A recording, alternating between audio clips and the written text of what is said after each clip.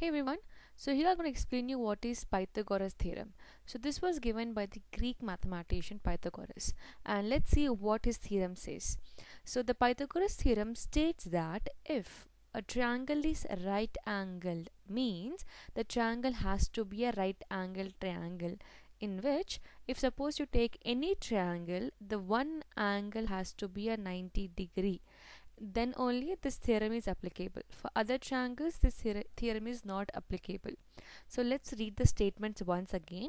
So this states that if a triangle is a right angle, then square of hypotenuse is equal to sum of the square of the other two sides.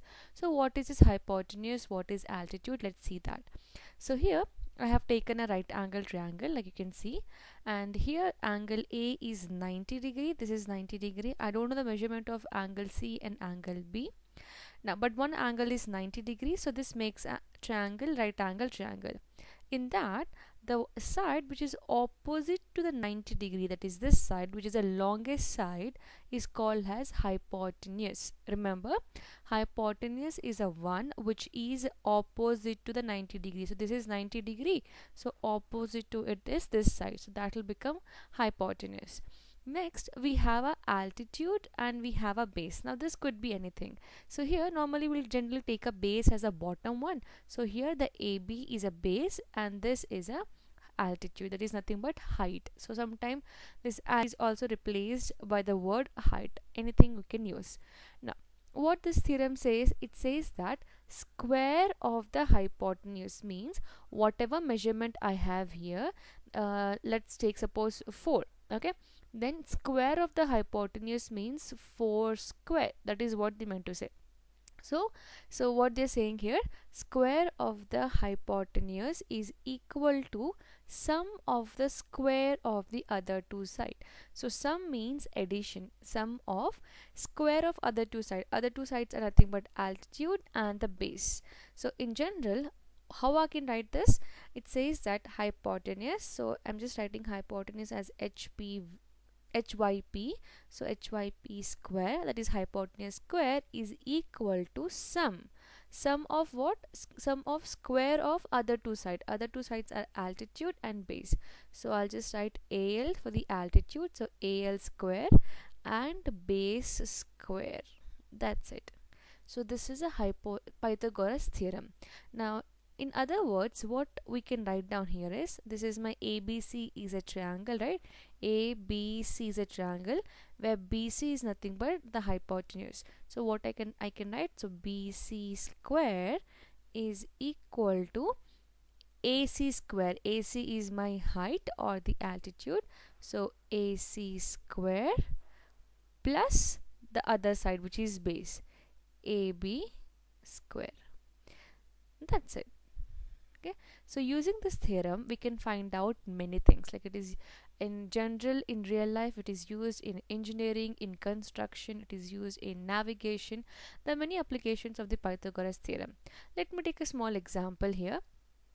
Now let us take, suppose that Rahul want to place, or he want to find out the length of the ladder. Let us assume that, let me take the same figure here.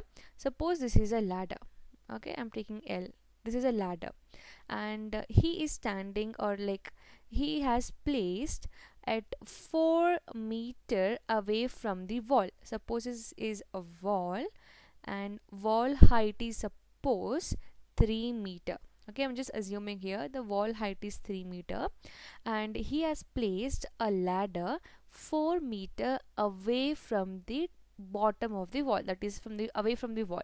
Now we have to find out length of the ladder.